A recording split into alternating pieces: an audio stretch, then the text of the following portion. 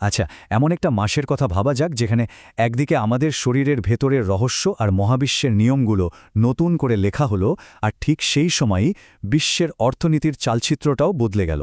হ্যাঁ, ঠিক এমনই একটা মাস ছিল অক্টোবর 2025। চলুন এক ঝলকে দেখে নেওয়া যাক সেই মাসটার কিছু ঘটনা যা আমাদের সবার ভবিষ্যৎকে নতুন একটা দিকে নিয়ে যেতে চলেছে। এই মাসে বিজ্ঞান যেন একেবারে ডাবল ধামাকা করেছে। একদিকে আমাদের শরীরের ভেতরে থাকা সেই গোপন রক্ষীদের পরিচয় পাওয়া গেল, যারা আমাদের সুস্থ রাখে। আর অন্যদিকে কোয়ান্টাম ফিজিক্সের সেই অদ্ভুত প্রায় জাদুকরী জগৎটার সাথে আমাদের রোজকার বাস্তব জগতের একটা ব্রিজ তৈরি হয়ে গেল।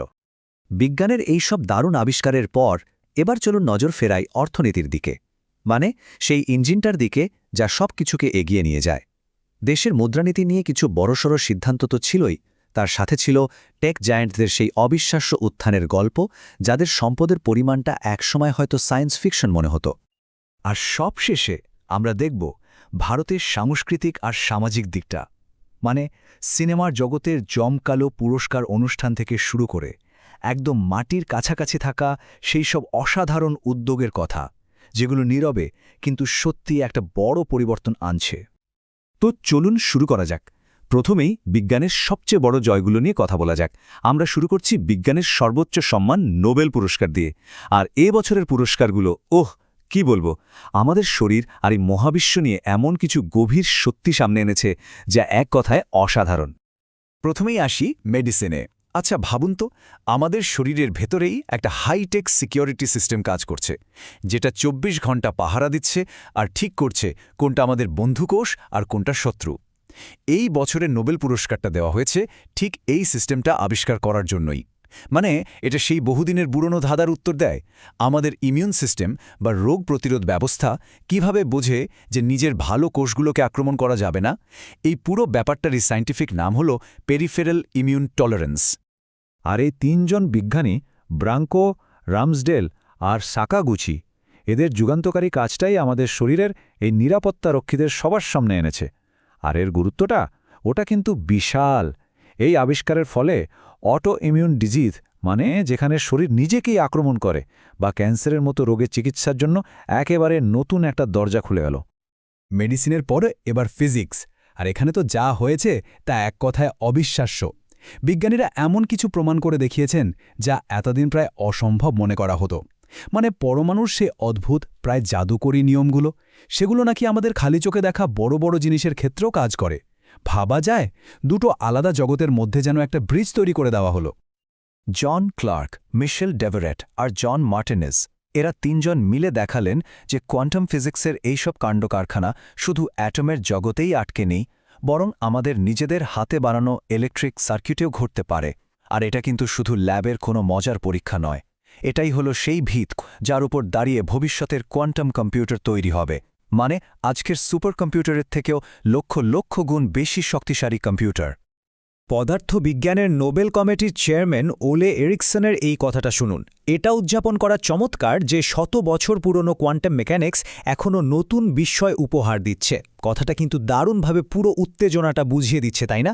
মানে এটা শুধু ১০০ বছরের পুরনো কোনো থিওরিকে হ্যাঁ ঠিক আছে বলার মতো নয়, এটা আসলে ভবিষ্যতের টেকনোলজির জন্য একটা সম্পূর্ণ নতুন দিগন্ত খুলে দেওয়ার মতো ব্যাপার। বিজ্ঞানের এই সব যুগান্তকারী আবিষ্কারের পর এবার আসা যাক অর্থনীতির কথায়। কারণ এই সব অগ্রগতির জন্য তো একটা স্থিতিশীল পরিবেশ আর অর্থ দরকার, তাই না? অক্টোবর মাসে আমরা ঠিক এই দুটো জিনিসেরই একটা দারুণ মিশ্রণ দেখেছি। একদিকে দেশের অর্থনীতিকে স্থিতিশীল রাখার জন্য কিছু গুরুত্বপূর্ণ পদক্ষেপ, আর অন্যদিকে টেক দুনিয়ায় একটা যাকে বলে বিস্ফোরক গ্রোথ। ভারতের রিজার্ভ ব্যাংক একটা বেশ গুরুত্বপূর্ণ সিদ্ধান্ত নিয়েছে। অর্থনীতিকে স্থিতিশীল রাখতে তারা আপাতত একটু ধীরে চলনীতি নিয়েছে। মানে মূল সুদের হার বা রেপো রেট ৫.৫% স্থির রাখা হয়েছে। এটা আসলে একটা কঠিন ব্যালেন্সিং অ্যাক্ট। একদিকে দেখতে হবে যাতে দেশের গ্রোথ থেমে না যায়, আবার অন্যদিকে মূল্যবৃদ্ধি বা ইনফ্লেশনও নিয়ন্ত্রণে রাখতে হবে। আর দেখুন, এই সতর্ক পদক্ষেপটা কিন্তু কাজে দিচ্ছে বলেই মনে হচ্ছে। এই স্লাইডের সবচেয়ে ইন্টারেস্টিং দিকটা হলো এর মধ্যে লুকিয়ে থাকা পজিটিভ ভাইবটা। রিজার্ভ ব্যাংক অর্থবর্ষ ২৬-এর জন্য জিডিপি গ্রোথের পূর্বাভাস ৬.৫% থেকে বাড়িয়ে ৬.৮% করেছে। এটা কিন্তু দেশের অর্থনীতির ওপর একটা বেশ বড়সড় আস্থার সংকেত। এবার দেশের বাইরে বিশ্ব অর্থনীতির দিকে তাকালে দেখা যাচ্ছে টেক জায়েন্টদের রাজত্ব। আর তাদের ক্ষমতা এমন এক পর্যায়ে পৌঁছেছে যা আগে ভাবাও যেত না। এখন বিশ্বের 3টি কোম্পানি এক অবিশ্বাস্য মাইল ফলক ছুঁয়েছে। $4 ট্রিলিয়ন মার্কেট ক্যাপের এক্সক্লুসিভ ক্লাবে ঢুকে পড়েছে তারা। আর এই স্লাইডের সংখ্যাটা দেখুন, $4.894 ট্রিলিয়ন। এই সংখ্যাটার বিশালতাটা একবার ভাবুন। এর পেছনে কারণটা কি? একটাই উত্তর, এআই, অর্থাৎ আর্টিফিশিয়াল ইন্টেলিজেন্স। এআই এর জন্য যে অসংখ্য পরিমাণ কম্পিউটিং পাওয়ারের দরকার, সেই চাহিদাই এনভিডিয়াকে বিশ্বের সবচেয়ে মূল্যবান কোম্পানিতে পরিণত করেছে। কিন্তু দেখুন, একটা দেশের গল্প তো শুধু অর্থনীতি বা বিজ্ঞানের সংখ্যা দিয়ে বলা যায় না। অক্টোবর মাসটা ভারতের সাংস্কৃতিক আর সামাজিক দিকটাকেও দারুণভাবে তুলে ধরেছে। একদিকে যেমন ছিল সিনেমার রূপলি পর্দার জৌলুস, তেমনি অন্যদিকে ছিল একেবারে গ্রাসরুটস লেভেলের কিছু অসাধারণ উদ্ভাবনী ভাবনা। যেমন ধরুন ৭০তম ফিল্মফেয়ার অ্যাওয়ার্ডসের কথা, হিন্দি সিনেমার সেরাদের সম্মান জানানো হলো। আর এবারের অনুষ্ঠানের মূল আকর্ষণ ছিল কিরণ রাওয়ের লাপাতা লেডিজ। এই সিনেমাটার রেকর্ড ছুঁয়ে মোট ১৩টা পুরস্কার জিতেছে, যা এক কথায় অসাধারণ। আর সিনেমার এই ঝলমলে দুনিয়ার বাইরে প্রধানমন্ত্রীর মন কি বাত অনুষ্ঠানে একটা দারুণ মন ভালো করে দেওয়া উদ্যোগের কথা উঠে এসছে। ছত্তিশগড়ের অম্বিকাপুরের গার্বেজ ক্যাফে। কি দারুণ একটা আইডিয়া ভাবুন তো। প্লাস্টিক বর্জ্য জমা দিন আর তার বিনিময়ে পেট ভরে খাবার পান। মানে দূষণ আর ক্ষুধা, এই দুটো বড় সমস্যার একটাই সহজ কিন্তু শক্তিশালী সমাধান। এই মাসটায় আরও কয়েকটা গুরুত্বপূর্ণ ঘটনা ঘটেছে। যেমন সরকারি কর্মচারীদের জন্য ৮ম বেতন কমিশনের পথ পরিষ্কার করা হয়েছে, দেশের সেরা বিজ্ঞানীদের রাষ্ট্রীয় বিজ্ঞান পুরস্কার দেওয়া হয়েছে, আবার বন্দে মাতরম গানের ১৫০ বছর পূর্তি উপলক্ষে বছরব্যাপী উদযাপনের সিদ্ধান্ত নেওয়া হয়েছে। মানে একদিকে ভবিষ্যতের পরিকল্পনা, অন্যদিকে অতীতকে সম্মান, একটা দারুণ ভারসাম্য। দেশের ভেতরের এই অগ্রগতি ছায়াও কিন্তু বিশ্বমঞ্চেও পড়েছে। অক্টোবর মাসে ভারত তার গ্লোবাল ফুটপ্রিন্টকে আরও মজবুত করেছে। কিভাবে? কিছু অত্যন্ত গুরুত্বপূর্ণ সামরিক আর অর্থনৈতিক পার্টনারশিপের মাধ্যমে।